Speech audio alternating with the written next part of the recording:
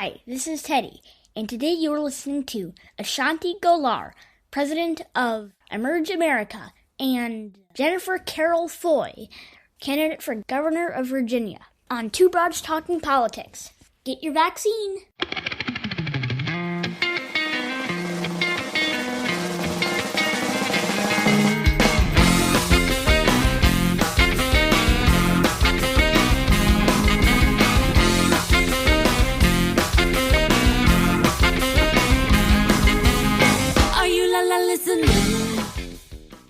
Hi, everyone. I am Kelly, and this is Two Broads Talking Politics. I am thrilled today to be joined by two amazing women. The first is a returning guest, A'shanti Gholar, who is the president of Emerge America. Hi, A'shanti. Hello. So good to be back. Thank you, Kelly. Yes, always exciting to talk to you.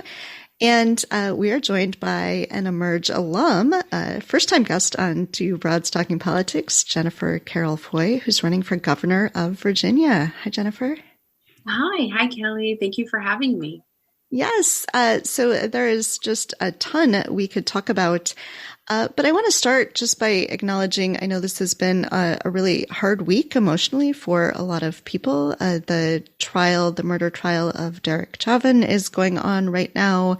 Just a few days ago, there was another police shooting.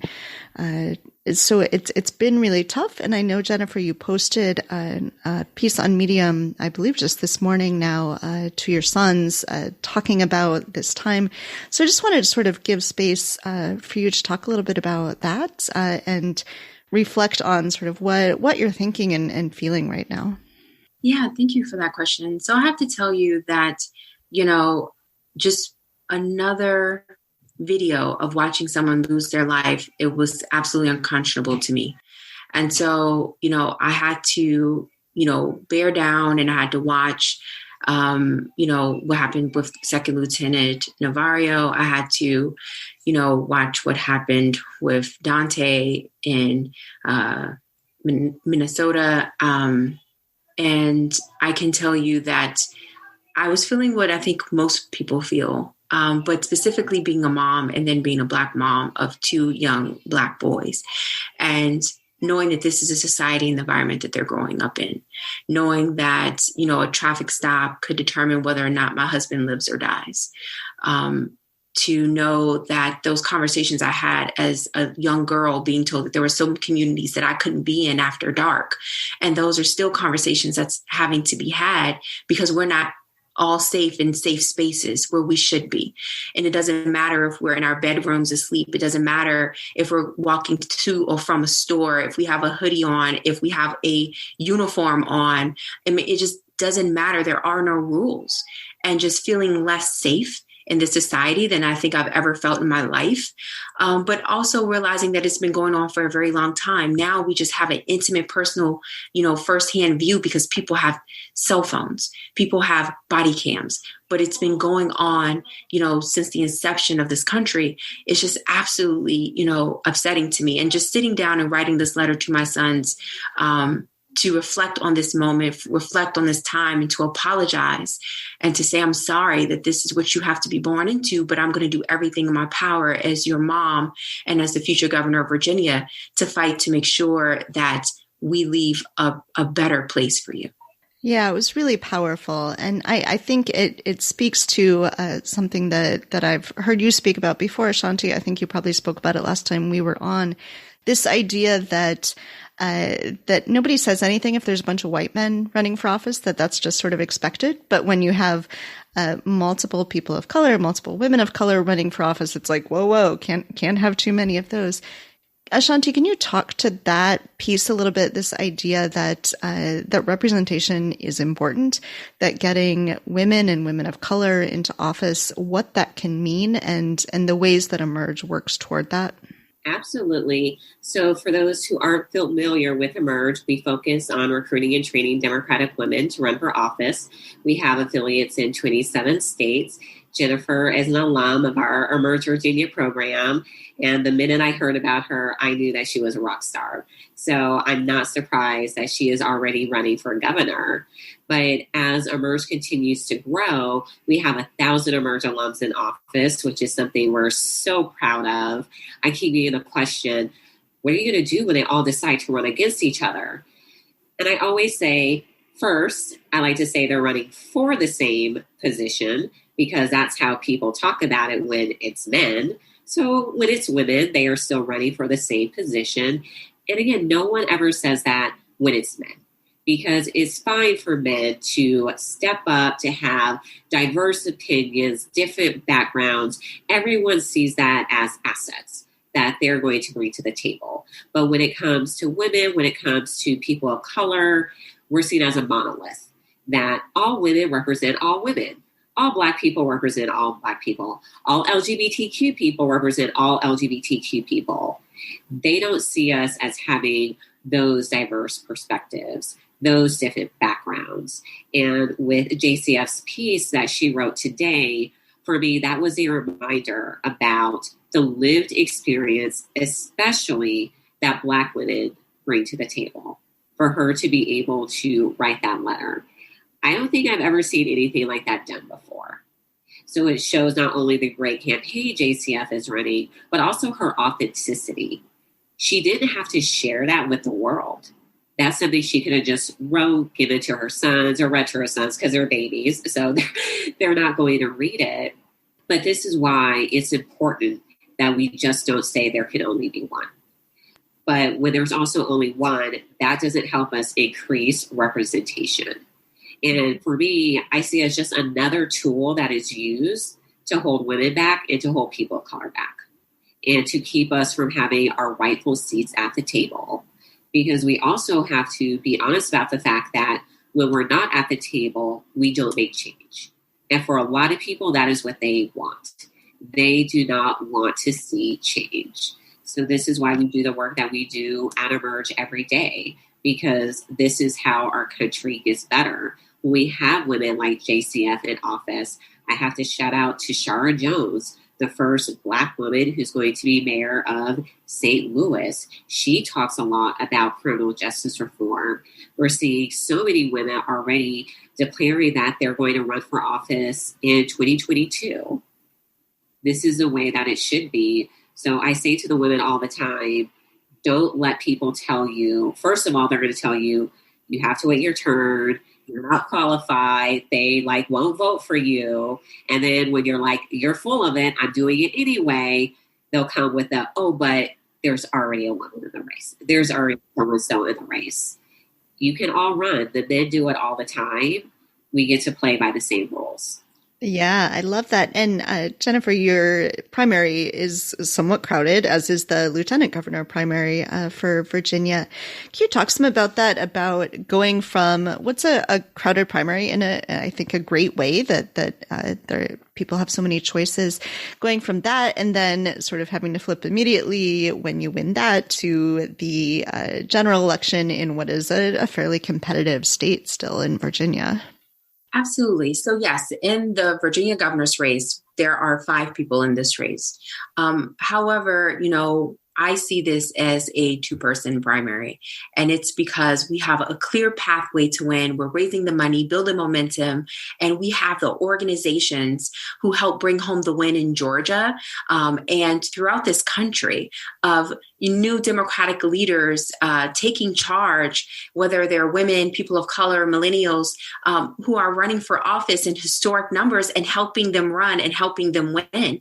And I can tell you that I wouldn't be in this position if it was not for Emerge. And so I am such a fan, and I fangirl A'shanti all the time for her leadership and her resiliency and her resourcefulness to help, people like me, people who were a public defender, pregnant with twins, running for office. No one thought I could win, but the women of Emerge did.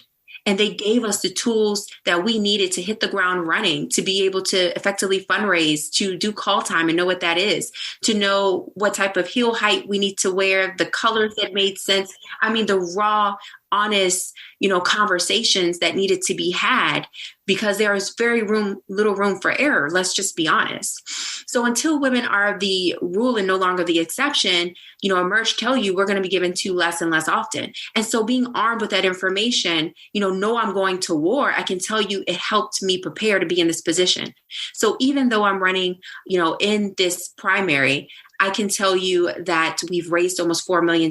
We have just received the endorsements from Congresswoman Lauren Underwood, Katie Porter, and many others, and over 15 union endorsements, more than anyone else in this race, because everyone knows we need a working mom representing working families in Virginia, someone who understands the struggles that Virginia families face and who's willing to put forth smart solutions in order to address them in the real way. Because politicians of the past, they talk about being big and bold, but they had their chance. And under their administrations, child poverty grew, the racial wealth gap grew, the lack of education and equitable funding of our schools grew. I mean, all of these things. And some problems got bigger and people's salaries got smaller. So if we want something different, then we have to fight for it and we have to vote it into office. And so that's what this election is really about. And so we've had a lot to vote against in the last several years in Virginia. And now Virginians are looking for something to vote for. And that is a woman who has a great record of fighting for working families, giving a voice to the voiceless, dedicating her life to public service, and who will stand shoulder to shoulder with the people and not special interests. Yeah, so I think actually you're starting to answer the question I was going to ask next, which is how do you get people enthusiastic in 2021? So everyone is just exhausted from everything right now. We've had this year of COVID. The 2020 election was so big and so exhausting. So for both of you, what do you do now? What are you seeing on the ground? Are people still excited, enthusiastic? What does that look like in 2021? So we absolutely see the enthusiasm. When I looked at the 2020 election results in the Emerge Network, it really told me three things. The first is that Emerge women were definitely helping lift up the top of the ticket. They were running phenomenal races and they helped us secure so many victories.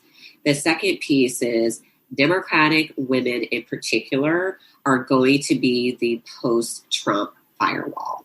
He may not be in office, but we see there are people who carry his same level of craziness and want to have that. I almost cuss, so that's why. Same level of craziness. And they really want to institute that at the state and local level. And our best defense is Democratic women. And people saw that because it really just wasn't Black, brown, and Indigenous women, women of color, LGBTQ women, young women, unmarried women that were the voters that delivered these victories. They were some of the best candidates on the ballot. So I see that enthusiasm. I see that enthusiasm with JCF's race. I go on Twitter and it's like, oh, JCF has thousands of retweets about things that she said. People are paying attention because they know that the work still remains. Like those 4 years were hard. We do not need that again. And there are those Trump people at the state and local level. So if anything, I see that people are continuing to be engaged because they don't want to go back. And they know that the best way not to go back is with Democratic women, but especially women of the new American majority. Yeah, I've been so worried for years now about what post-2020 would look like. And so I love hearing about the enthusiasm and that people are really doing that. What are you seeing in your race, Jennifer?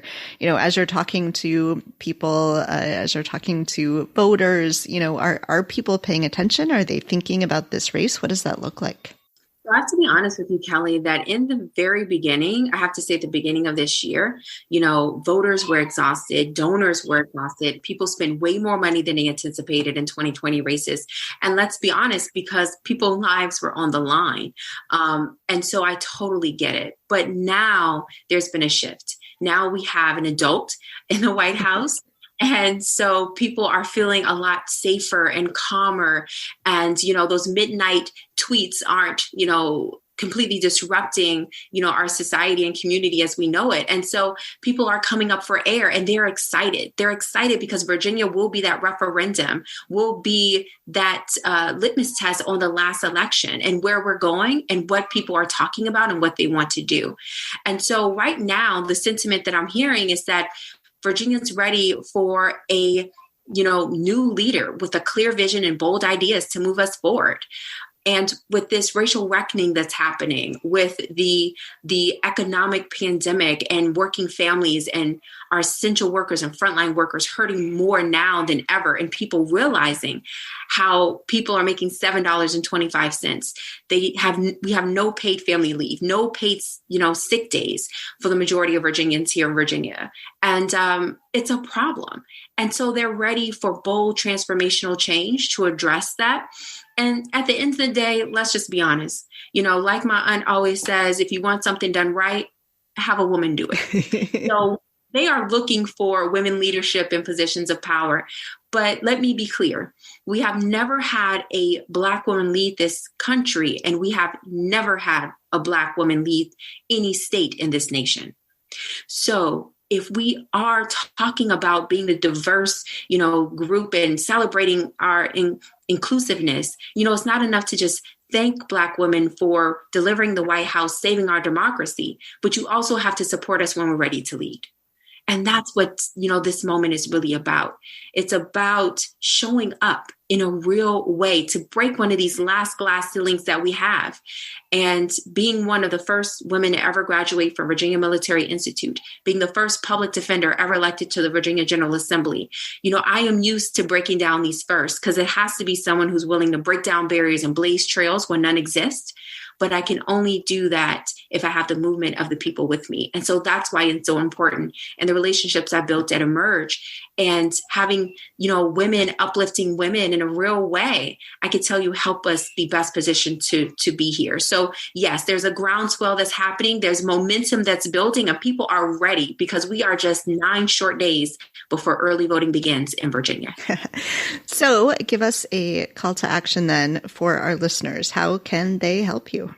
Yes, you can help me by going to jennifercarrollfoy.com, jennifercarrollfoy.com, and signing up to donate your time. We need, all hands on deck. So sending postcards, sending text messages, making phone calls. And yes, if you want to throw money at me, I will catch it and I will appreciate it and I will use it because campaigns cost. We have over 2,000 volunteers who've signed up. So we have to pay for our masks and PPEs. We have to pay for our organizers and we have to continue to share our positive vision for Virginia with as many voters as we possibly can because we're building the most diverse coalition of supporters in Virginia's history. So all of these things are extremely important. And, I know A'shanti's going to say it as well, but please support Emerge because I wouldn't be here in this position where I am today to be able to do what I'm doing if it wasn't for the wonderful organization of Emerge. And we had one of the most successful classes, in memory with the first transgender woman in Danica Rome to be seated. The first 2 Latinas, the first Asian American immigrant. It was just so many wonderful, first and historic moments that came out of that class, but we wouldn't have done it and we would have made it if it wasn't for A'shanti and Emerge. So thank you so much.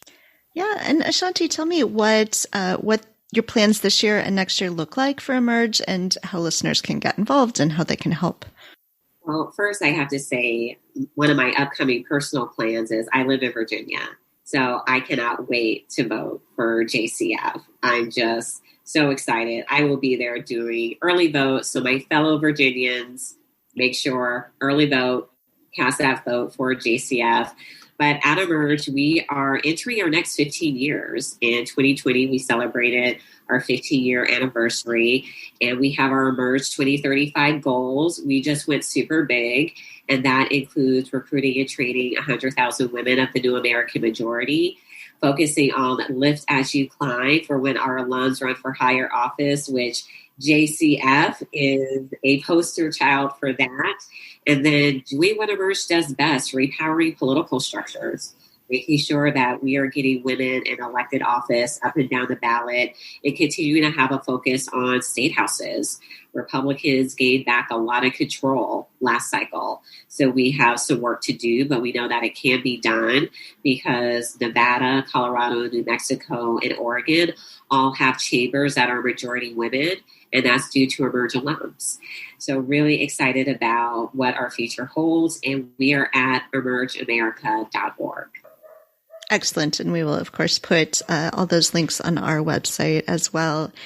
And so I, as a mom of sons myself, Jennifer, I want to ask what your kids think about you running for governor. Yeah, I can tell you that they kind of know what's going on a little bit. So they actually know, that mom is talking to voters. They introduced me as Governor Mommy. It's absolutely great. And, I can tell you it was one of the reasons why I decided to run now. One of my friends said, Jen, they're 3. They won't remember any of this. So you can tell them that, you spent all your days with them and they wouldn't know any different. And they can go with you on the campaign trail. So out, there, and as I'm traveling and doing all of the things, I'm able to have them and incorporate them into this experience. And it's fantastic, but they definitely keep me grounded. They pay me absolutely no attention, no mind. And, no matter what people say, at the end of the day, I'm just mommy. And when they wrap those little arms around me and, squeeze me tight, it's the best feeling in the world, and everything else just melts away, and it makes all of this definitely worth it. Yeah, I've been saying that the best part about the pandemic, which is obviously terrible in a million other ways, but the best part has been all this time with my kids, while they're still young enough to want to spend time with me. That's right. That's right. Is there anything else that either of you wanted to make sure that we talk about today? I think for me, I just have to say JCF is an example of women, if you want to run for office, do it. And definitely visit her website, learn about her. I love her not only as an Emerge alum, but as a sister, as a friend. When She the People did their list of 20 women of color to watch in 2020 and beyond, we got to pick our +1. And they said, who's your +1? I immediately said, Jennifer Carroll Foy. And I'm like, you can think about it. I said, Jennifer Carroll Foy. I don't need to think about it. I know who it is. And she's just so phenomenal. And I'm glad that we have her, not only the Emerge family, but just someone who can absolutely show women, especially Black women, what we can accomplish in this country. Absolutely. And I would just like to close and say, thank you so much. Thank you, Kelly, for having me. Thank you, A'shanti, for being amazing. And thank you, Emerge, and all my Emerge sisters that's out there, and the network that we're building, the things that we're doing, the tables we're shaking, the doors we're kicking in. It is all worth it. And don't let anything deter you or distract you. It'll never be the right time, but now is our time. And so pick up those young kids, work your job or two, have your household, your family, you're taking care of, all of the things. But this is what we're made for. We were built for this. And so we can do it. And so I encourage as many women out there to get up and run for office. 2021 is right around the corner. So make those decisions. Find a mentor. Sign up for Emerge. Give to Emerge so we can continue this wonderful movement that we have, where we're going to fulfill former Supreme Court Justice Ruth Bader Ginsburg wish and be in all the positions that decisions are being made. So thank you all so much. I love it. Thank you both so much. This was such fun, and I can't wait to hear about all the wonderful things that you're both doing. Vote April 23rd in Virginia. Thank you for listening to Two Broads Talking Politics, part of the Dimcast Podcast Network. Our theme song is called Are You Listening? Off of the album Elephant Shaped Trees by the band Immunuri, and we're using it with permission of the band. Our logo and other original artwork is by Matthew Weflin and was created for use by this podcast. You can contact us at twobroadstalkingpolitics@gmail.com or on Twitter or Facebook at Two Broads Talk. You can find all of our episodes at twobroadstalkingpolitics.com or anywhere podcasts are found.